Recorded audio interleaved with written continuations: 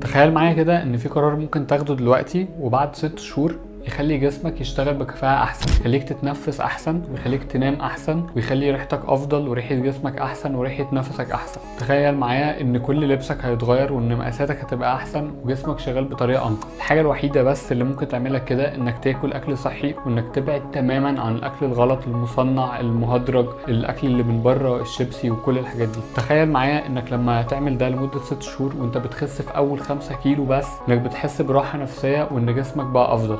تخيل معايا وانت مكمل تاني 5 كيلو بس وانت بدأ يبان عليك شوية وبدأت تتحمس شوية. تخيل انك ما وقفتش لانك بطل وخسيت تالت 5 كيلو، فالناس بدأت تقول لك ايه ده، انت باين عليك قوي ان انت خاسس، انت عملت كده ازاي؟ تخيل معايا انك اتحمست وتشجعت وكملت وخسيت رابع 5 كيلو وبقيت خاسس دلوقتي لحد دلوقتي 20 كيلو. كل حياتك هتتغير ازاي؟ ده كل ده يستحق، والتغيير بيبدأ منك من جواك تكون مصدق ان فعلا انك تستحق انك تعمل كل ده.